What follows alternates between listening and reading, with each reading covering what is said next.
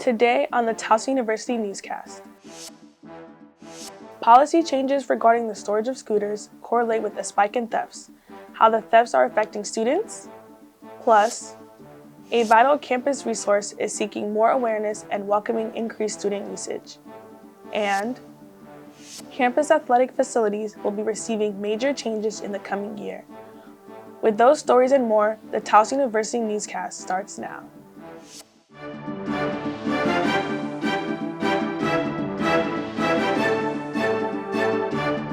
This is the Towson University Newscast.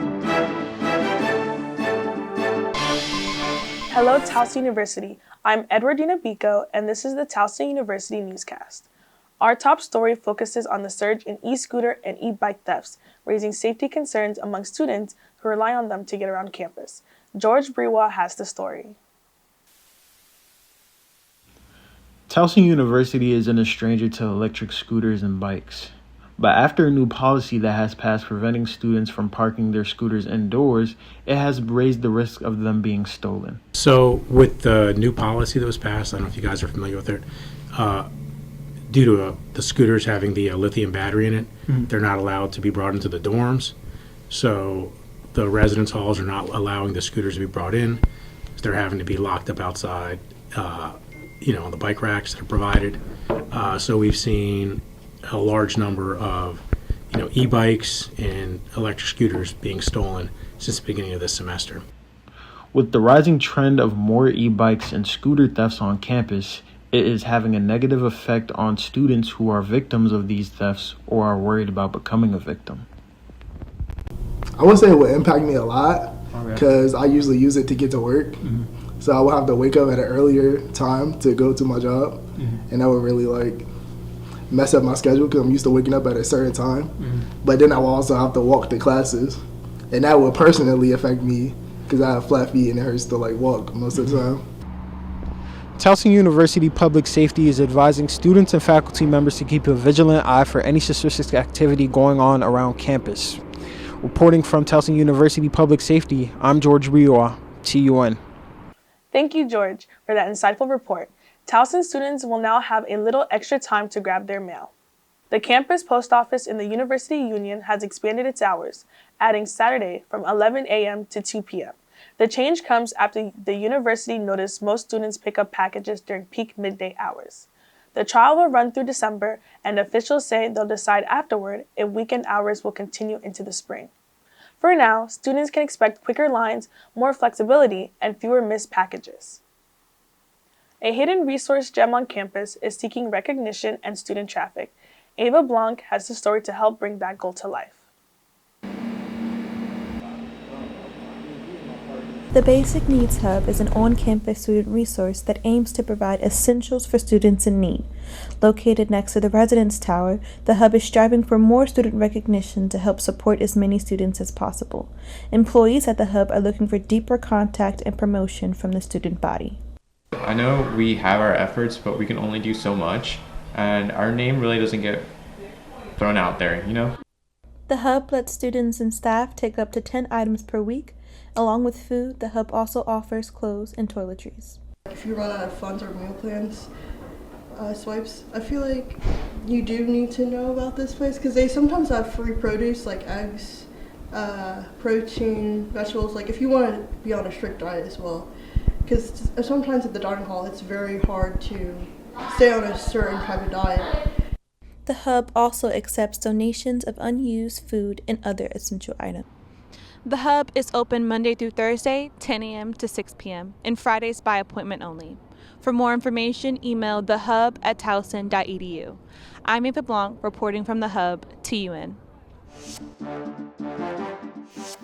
Now on to sports. Towson is gearing up for a major transformation to its athletic facilities. Millions of dollars will be put into different areas to better strengthen the Tigers' competitive edge, with construction expected to begin as early as the summer of 2026. The upgrades will reshape both the Fieldhouse at United Stadium and the Towson Center. Here's Nigel Henderson with more on that story and a story on student athletic health. Towson Athletics has already raised $2 million towards its ambitious $25 million campaign. The project will unfold into 2 phases. Yeah, so in the field house, we're going to put in about $20 million worth of renovations and enhancements. We're going to add about 15,000 square feet to the existing structure, mainly to create space for more office space, more meeting rooms, designated areas for football, men's and women's lacrosse, a new academic space to help with study hall, and then we're going to completely gut the training room down there on the first floor. We're going to put probably about $8 million of the 20 is going into the training facility down there. So we're going to completely gut it. We're going to add different offices into it. We're going to be installing some new cold plunges, some hot tubs, some underwater treadmills. So, aside from these changes, there will be numerous upgrades for the Towson Center weight rooms. The older weight room, we just renovated a space to make a newer, smaller weight room, but we're trying to bring those 2 weight rooms together, opening up the turf space to kind of flow as one. We're going to put in a training table as well as part of that. These new facility upgrades will bring excitement and benefits to our student athletes here at Towson. I'm Nigel Henderson. Here at Towson University, we take our athletics very seriously. Therefore, the care of our athletes are to the utmost importance. Yeah, I mean, our job is to make sure that their treatments are to help them prevent injury, number one. It's also to help them care for an injury that they're having. So, I mean, I think it's a critical piece to maintaining their bodies. You know, so some injuries are more severe than others. But at the end of the day, the goal is to make sure they're strong, they're mobile. We have a lot of opportunity to kind of care for, aches and pains. With new facility changes coming in 2026, Towson's treatment will get a whole lot better than it already is. Thank you, Nigel, for both of those reports. And in other news, the TU Tigers women's soccer just announced 3 players awarded All-CAA team this season. Striker Kalia Perry, with a total of 8 goals this season, is officially named to the first team All-CAA. She's no stranger to such high achievements. Last season, she was awarded All-CAA third team with a total of 9 assists and 10 goals for her Towson career. Midfielder Sophie Thibault, awarded second team All-CAA, scored 7 goals and had 4 assists this season. She dominated the midfield's position and so far has 14 goals in her Towson career. And the Pittsburgh native Sydney Lineman was placed on the third team All-CAA, all the while pulling this being redshirted. She really made a big impact with the circumstances she was dealt with. In food-related news, the Towson University Union has had some changes in dining options for the 2025-2026 school year. Be on the lookout for some changes in the Union this year. With crowd favorites like Chick-fil-A and Dunkin' making a comeback, there are some new dining options to choose from. Snap Custom Pizza and Salads have moved in along with the Community Kitchen. Along with these new additions, Towson University still has Restaurant Row, a continuously changing restaurant featuring food and drinks from local businesses. The Union dining this year is focusing on going green with compost bins at all dining locations and bringing the experience to students with 5 new food delivery robots that can deliver anywhere on campus.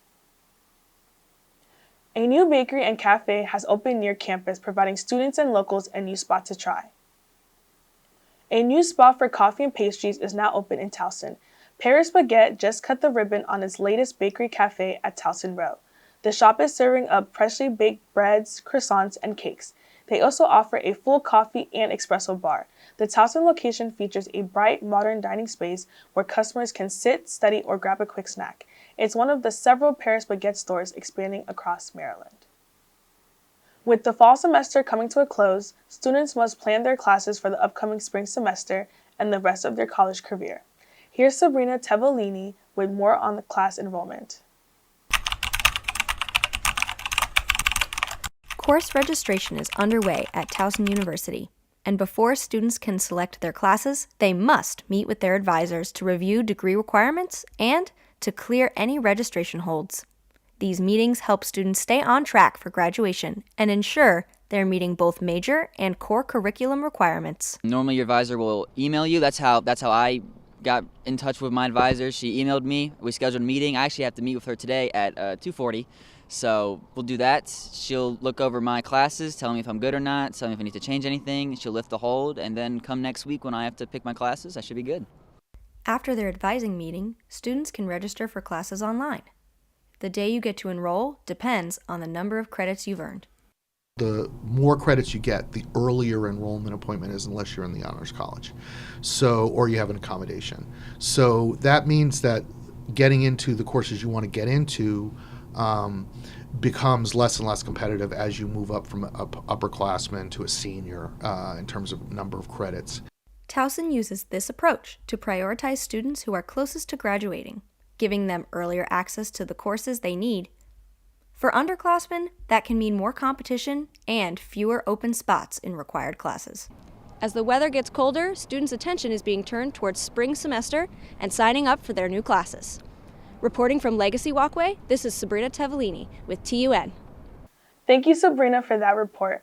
Now, before we go, on behalf of all of us at TUN, I want to take a moment to thank our incredible executive board for their outstanding leadership, dedication, and hard work throughout the semester. Your efforts have guided this team and made this newscast possible. We also want to recognize the incredible contributors who made this and our previous newscasts come to life. Our talented reporters, camera operators, and editors. They have put in tons of time and effort to create the packages featured in these newscasts. Finally, to our viewers, thank you for your continued support, for watching, sharing, and recognizing the work we do. Your encouragement inspires us to keep growing and improving. From all of us at TUN, this has been the Towson University Newscast. I'm Edwardina Beeko, and we wish you a happy holiday season. Thank you for watching, and we'll see you next year.